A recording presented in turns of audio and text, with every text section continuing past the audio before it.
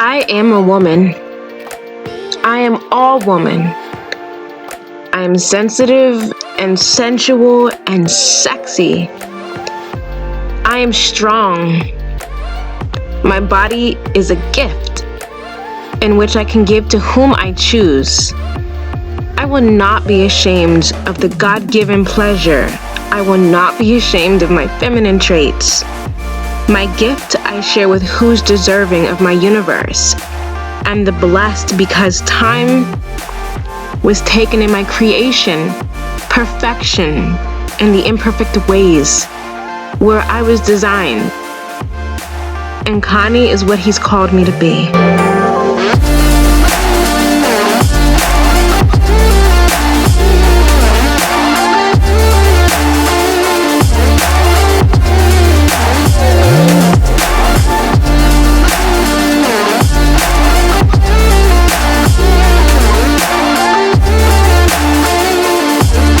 Hey guys, my name is Connie Joy and welcome to my channel. If you're new here, welcome, and if you're not new here, welcome back. Today's video has been a video that I've wanted to film for a long time, and now it's the perfect time. So here we go. So for those of you who have never seen any of my Liberated Femme videos, check those out. They're basically my childhood. When I was 2, my sisters and I were put into foster care. We were sexually abused in foster care. I was sexually abused in foster care from the moment that I got into foster care all the way up until I was 17 and a half years old. It had a profound impact on my sexuality, not in terms of orientation, but I was awkward. We'll say that I was awkward. That sounds like it makes perfect sense. Like, that makes a lot more sense. I was awkward. And when I went through puberty and my peers were going through puberty and they started teaching us this stuff in health class, it was very uncomfortable for me. It was very, very, very strange. It was weird for me, actually. It was just so weird. A lot of times I laugh, but it doesn't mean that I think it's funny. It's that I'm really uncomfortable. Laughter is a sign of nervousness. And I could not be taken seriously in health class. I remember health class when I was in 6th grade, and I think in 6th grade they just kind of talked about like menstruation and puberty, I guess. We didn't really touch base on the sex stuff. But then in junior high, that's when health class got like PG-13, like mature. Health class got mature in junior high. I remember being in health class, and you know, obviously the whole entire year is not all about talking about the birds and the bees. That's not the whole entire thing that goes on with health class.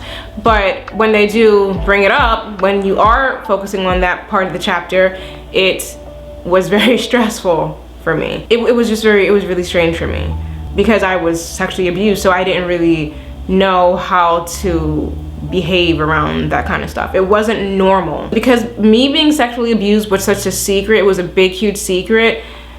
I just thought that we shouldn't be talking about this kind of stuff out loud. You know, like, this is not something that we should be talking about. This is inappropriate.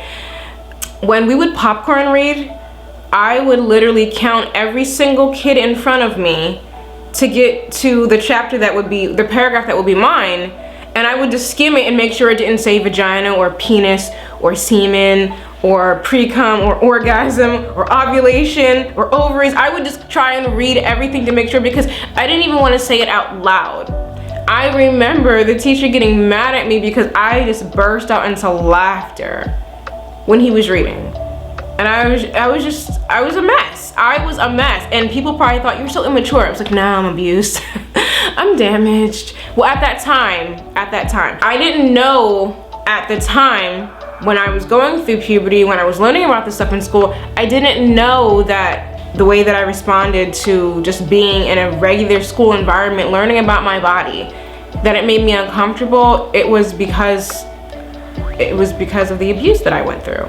And at the same exact time, while I was in junior high and high school, I was still being sexually abused. So I was just very uncomfortable with the whole topic of sex, period. If you think that there's a potential that a child is being sexually abused, watch the way that they behave in health class, or just talking about intimacy, just talking about intercourse, talking about that stuff all together. So fast forward, after we'll just get this out of the way. So I lost my virginity. All right, we're not gonna even, all right, so, oh God, this video is actually getting harder to talk about because it's like, okay, so, oh my God. I lost, oh God, I don't know if I'm gonna be able to put this in here. I think I'm gonna have to edit this out. I don't know if I'm gonna, I mean, what I'm about to tell you guys, it's inside of the Liberated Femme videos. I technically lost my virginity to my abuser, who was my foster brother. After that, when I left home, I finally wanted to, well, it wasn't that I was eager to have sex and try having sex with people. It was just that I was a human being and I had hormones. So I hope that this video doesn't get demonetized for saying this, but I was full of hormones. We'll say that. I was full of hormone rage. We'll put it that way. Anyone who's ever seen Big Mouth, it was like that. It wasn't to that extreme. But you know how kids act. Like, we have I'm not a kid anymore, but like when I was a teenager, I had hormones. I was a young adult, I had hormones. Like, I had hormones. So I liked boys. I wasn't like socially awkward where I couldn't interact with boys and talk to boys. I could definitely talk to boys. I mean, I was the flirt queen. Like, please, I was a flirt queen.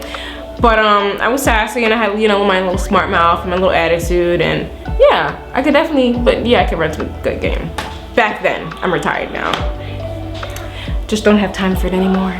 But when I started dating and I began being intimate, it wasn't that awkward for me. However, the reason it wasn't awkward for me, it was only not awkward for me when I had intercourse with people, like with my partners, with people that I was dating. It was only awkward for me when I actually enjoyed it.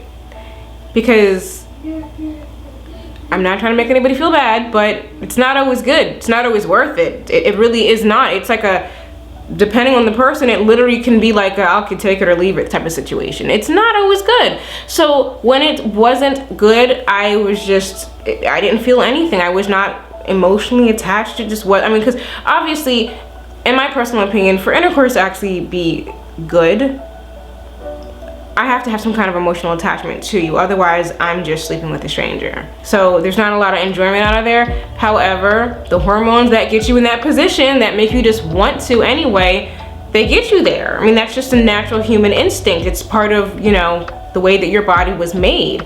So this is all pertaining strictly to me having been in relationships with people.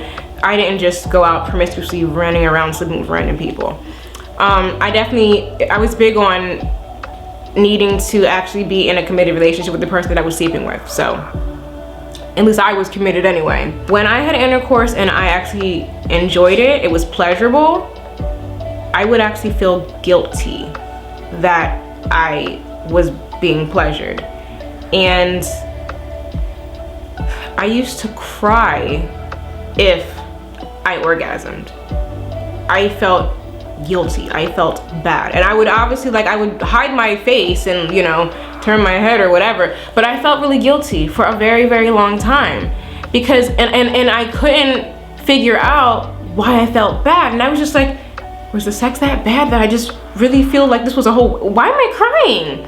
Why am I crying about this?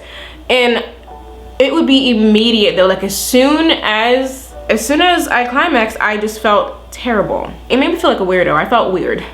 I felt weird because I'm like, you see in movies sometimes people cry because they just love each other so much during intercourse. I'm sitting here crying because I don't know what is wrong with me. Growing up, when I did hit, you know, puberty, I was a late bloomer anyway too, but when I did hit puberty, I really struggled with coming into my own, like as far as I struggled with being proud of my body and who I was and sensuality and just, you know, my own essence, just the essence of being a woman. I struggled with that because my foster mother always kept me in a very childlike type of thing. Like, I don't know how to word it, but basically she always made me childlike, very, very childlike. I remember being in 12th grade and I wore a fuchsia pink jumpsuit with glitter all over it, and she bought it for me. I remember that my book bag was this denim book bag, and it was like a pair of Levi denim jeans book bag. But I mean, like, the pockets were on there and they had rhinestones. It was not cute. It was cute for a child. It wasn't cute for an 18-year-old girl, but it was her house, her rules. I remember that I was not allowed to wear a two-piece swimsuit until I was 18 years old. I was not allowed to shave my legs. I was not allowed to get my eyebrows waxed. I snuck and did it anyway, but I got caught and I got in trouble. I obviously was not allowed to have a boyfriend, but my foster mother was very particular about me. She let my other two sisters go on and live their life. Grow up, get into two-piece swimsuits, have little boyfriends. She didn't let me do anything. And it was because I was the liability. Connie might tell. We don't let her get too grown. She might tell somebody what's going on here. And now come to think of it, we never had the birds and the bees talk. I understand why my foster mom never had that talk with me and my sisters, but I don't agree with it. It doesn't like make any, it almost doesn't make sense. Now, from her perspective, I assumed that what she thought was, why would I talk to these little girls about sex and protecting themselves when if I do that, they might be having sex. But we were being molested by your son. Fun fact, one of my sisters did get pregnant and my foster mom actually kicked her out, which made almost no sense to me because you put her in this position for several years of her life where she was abused and lived with the predator, and then she gets pregnant and you kick her out. The morals are always all messed up, but it's neither here nor there. But anyway, yeah, so growing up, coming up, when I became technically a woman, I struggled with that. And even after I left home, my idea of being sexy was still probably, and in my mind, obviously I wouldn't have thought it, you know, sexy. Like, I wasn't trying to be sexy. I was actually trying to kind of break free from being this, you know, little girl that everybody thought of me as, you know? I was always small framed, always petite. I'm only 5'1.5". I'm actually exactly 5'1.5". I don't even try to, I don't even want to own that half an inch because it looks like I'm trying to be like almost 5'2". I'm literally 5'1.5". And I look very young. Like, I've always looked very, very, very young. Like, I look like very young. When I got my first apartment, I lived there for 5 years, and my next door neighbor thought that I was actually babysitting Jaden, who is my son. She thought I was babysitting this kid for all these years, and I'm just like, that's my son. Because I was pregnant with Joshua. I got pregnant with Joshua, and my next door neighbor was just like, is that your son? Because she saw, you know, obviously I'm pregnant, like I can't be, but so young. I mean, you know what I mean? And I was like, yeah. And she was like, how old are you? And at the time I was just like, I'm 23. And she was like, oh my goodness, I thought that was your little brother and you were babysitting. And I'm just like, well, thank you. Thanks. So I got a lot of very dirty looks. I got a lot of dirty looks. And I got pregnant with Jane when I was 21. I got a lot of dirty looks from people every time I was pregnant because they thought that I was so much younger. When I finally turned 30, I was happy to be like, yeah, I'm 30 actually. I mean, I wasn't happy when it happened. I was a little bit hurt when it happened, but I'm, you know, love life, glad to be here. But when I just got proud because I was finally old enough to not be considered a baby anymore. So, but because of the way that I was brought up, I didn't really know how to get into becoming a woman. And I was ashamed of being a woman. Not to the point where I was just like, I want to be a man, but, that I was man-hating, but I was ashamed of my body. I was ashamed of attention. I was ashamed of lust. I was ashamed of temptation. I was just ashamed of everything that your body, your mind can naturally do just because it's a human. And finally, I remember about maybe like 2 years ago, I asked myself, I said, why do you feel guilty about your body responding the way that God made it? Your body was created to do these things. It is a natural response and you don't have to feel guilty for it. God made this for you to enjoy.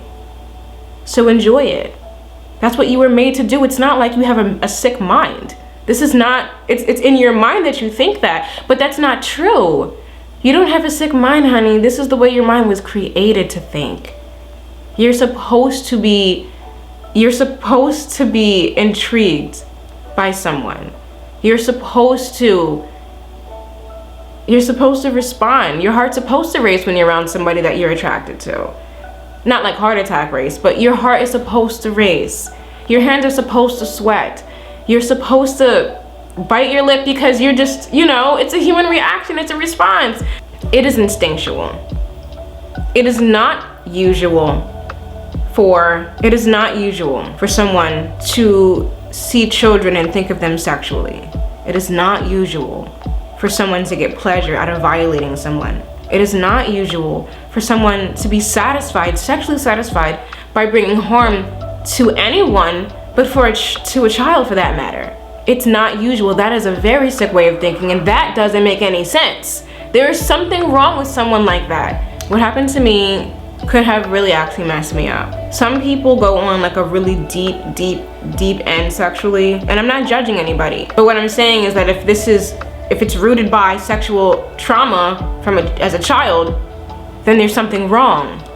There's something wrong. There's something the matter with that. And if that sounds like you, then you should definitely talk to somebody and get help. Because sex was created for it to be enjoyed and loved, for you to be pleased, and for you to share that pleasure with another person, someone that you care for closely. It took me a long time to realize that. So basically, sex was kind of pointless. Like, there were definitely times where I was just like, yo, this was not worth it. But those were the times it wasn't great.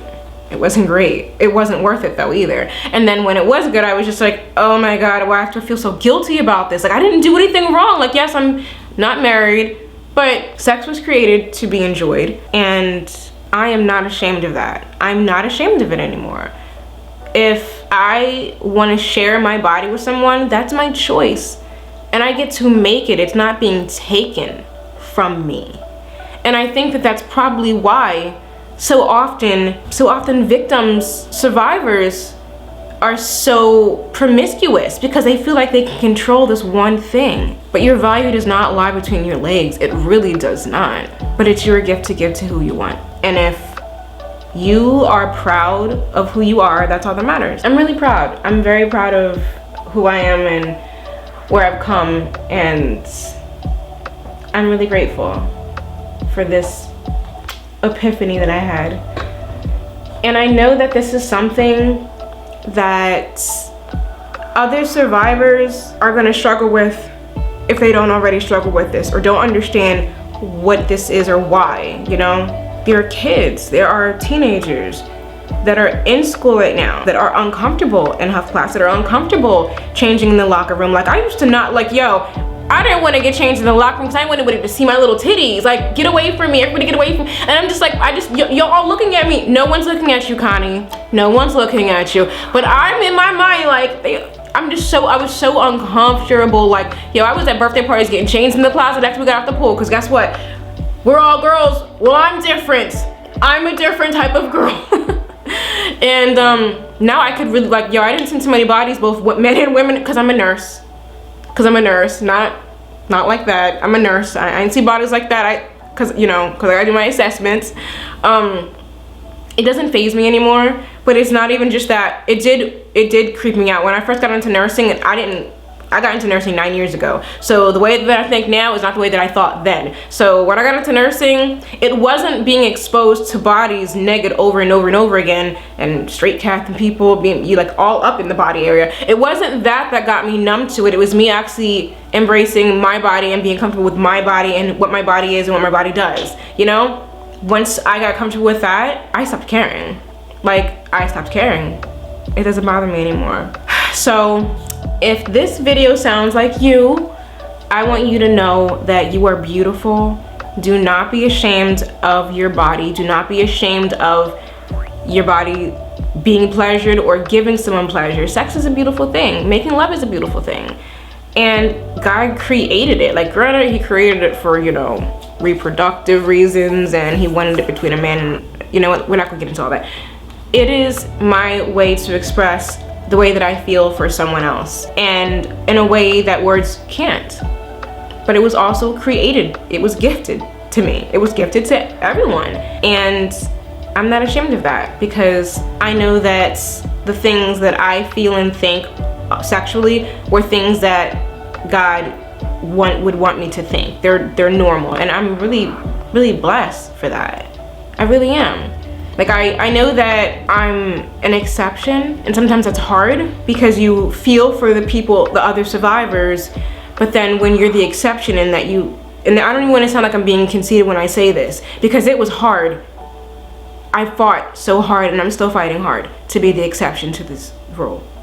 We can all get here, but like I said, sometimes it's really hard because I understand the survivors because I am a survivor, but there are people that go off in the deep end and they actually think that this is the normal way to think sexually because they've thought this so long, even though they know that it may not be like, it may not be right. Some of the things like that turn them on, or some of the things that they get into, some of the activities they get into, this is who they think that they are now. They think that that's what they like.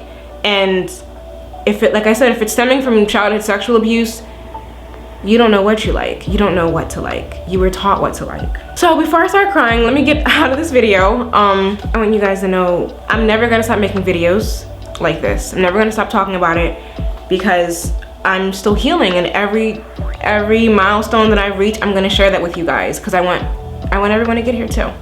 So thank you guys so much for watching this video. I know it was very awkward, but I needed to make it. Thank you for watching my video. If you are not subscribed to my YouTube channel yet, make sure that you do and hit the notification bell. That way each and every time I upload any content, you can be the first to know. I hope to see you guys all in the next video. I am a woman. I am all woman. I am sensitive and sensual and sexy. I am strong. My body is a gift in which I can give to whom I choose. I will not be ashamed of the God-given pleasure. I will not be ashamed of my feminine traits. My gift I share with who's deserving of my universe. I'm the blessed because time was taken in my creation, perfection, and the imperfect ways where I was designed. And Connie is what he's called me to be.